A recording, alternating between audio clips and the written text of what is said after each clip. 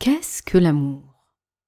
L'amour avec un grand A est une expérience d'inclusion, c'est-à-dire que l'on inclut autant ce qui nous dérange que ce qui nous met en joie.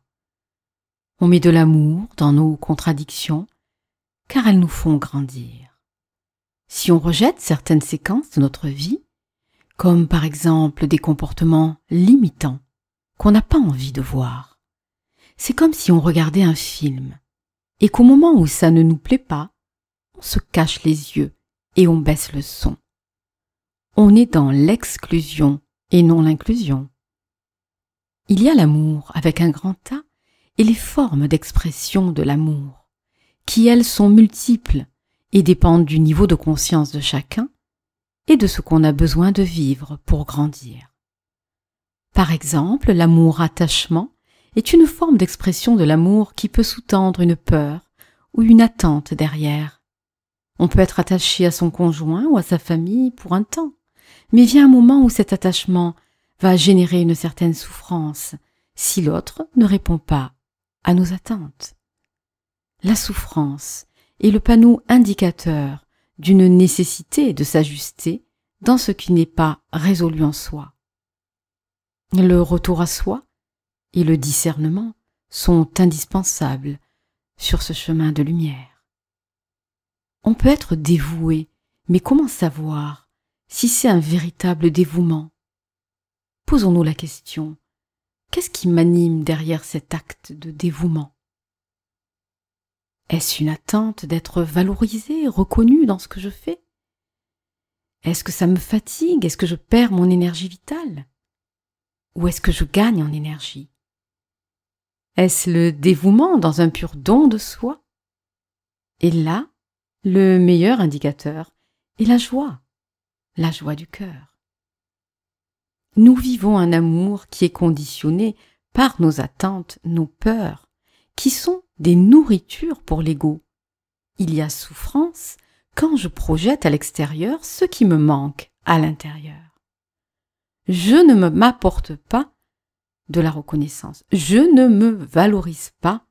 Au fond, je ne m'aime pas. Le plus grand censeur, c'est moi-même.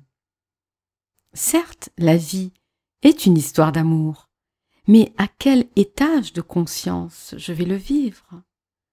Dans l'ombre de mes blessures, de mes peurs, de mes contradictions, de l'apparence trompeuse, dans l'exigence de l'ego à se satisfaire dans l'immédiat, ou bien dans les vrais désirs du cœur, ceux qui nous inspirent, dilatent notre cœur, expansent notre être. Nous avons besoin d'aimer et d'être aimés.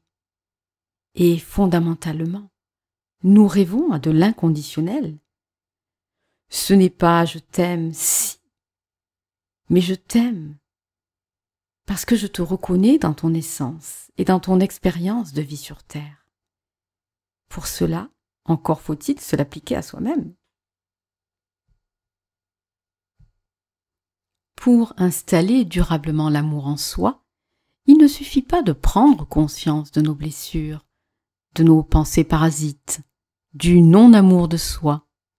Il s'agit de basculer vers un autre endroit, que chacune de nos pensées traverse notre cœur et laisse émerger un silence mental, et dirige notre conscience depuis un espace d'amour en soi, un regard d'amour qui serait comme un projecteur qui illumine tout en nous. L'ego est alors reconnu et aimé pour ce qu'il est, et enfin au service de l'âme que nous sommes.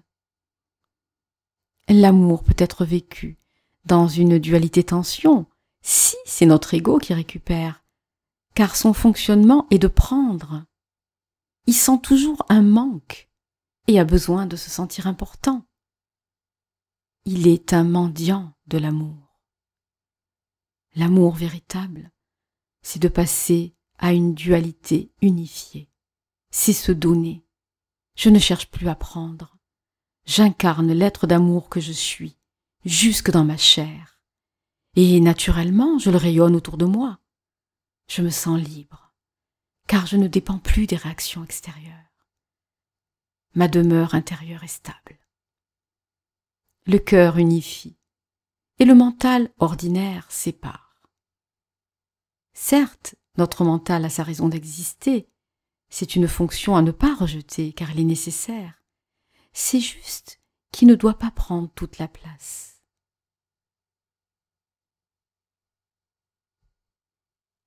Alors, si vous souhaitez aller dans cette voie du cœur, contactez Jean-Luc pour qu'il puisse vous proposer ce qui pourrait convenir le mieux pour vous, vos besoins du moment, vos aspirations.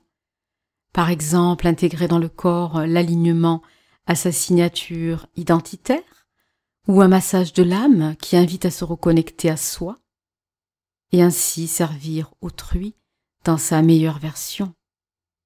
Ou bien faire une lecture d'âme avec moi, si vous avez besoin de clarifier une situation pour repartir sur de nouvelles bases ou comprendre la logique de qui je suis, d'où je viens et où je vais, la connaissance de soi. Et comme le dit si bien une citation de Mère Teresa, l'amour ne se mesure pas, il se donne. Et je vais terminer avec un petit conte, le conte de l'amour et du temps. Il était une fois une île où les différents sentiments vivaient, le bonheur, la tristesse, le savoir, ainsi que tous les autres, l'amour y compris. Un jour, on annonça aux sentiments que l'île allait couler. Ils préparèrent donc tous leur bateau et partirent. Seul l'amour resta. L'amour voulait rester jusqu'au dernier moment. Quand l'île fut sur le point de sombrer, l'amour décida d'appeler à l'aide. La richesse passait à côté de l'amour dans un luxueux bateau. L'amour lui dit « Richesse, peux-tu m'emmener ?»« Non, car il y a beaucoup d'argent et d'or sur mon bateau. Je n'ai pas de place pour toi. » L'amour décida alors de demander à l'orgueil, qui passait aussi dans un magnifique vaisseau. « Orgueil, aide-moi, je t'en prie. »« Je ne puis t'aider, amour. Tu es tout mouillé et tu pourrais endommager mon bateau. » La tristesse étant à côté, l'amour lui demanda « Tristesse, laisse-moi venir avec toi. »« Oh, amour, je suis tellement triste que j'ai besoin d'être seul. » Le bonheur passa aussi à côté de l'amour, mais il était si heureux qu'il n'entendit même pas l'amour l'appeler. Soudain, une voix dit « Viens, amour, je te prends avec moi. » C'était un vieillard qui avait parlé. L'amour se sentit si reconnaissant et plein de joie qu'il en oublia de demander son nom au vieillard. Lorsqu'ils arrivèrent sur la terre ferme, le vieillard s'en alla. L'amour réalisa combien il lui devait et demanda au savoir « Qui m'a aidé ?» « C'était le temps, » répondit le savoir. « Le temps ?» s'interrogea l'amour. « Mais pourquoi le temps m'a-t-il aidé ?» Le savoir sourit plein de sagesse et répondit « C'est parce que seul le temps est capable de comprendre combien l'amour est important dans la vie. » Voilà, je vous remercie de votre écoute et dans la joie de vous rencontrer.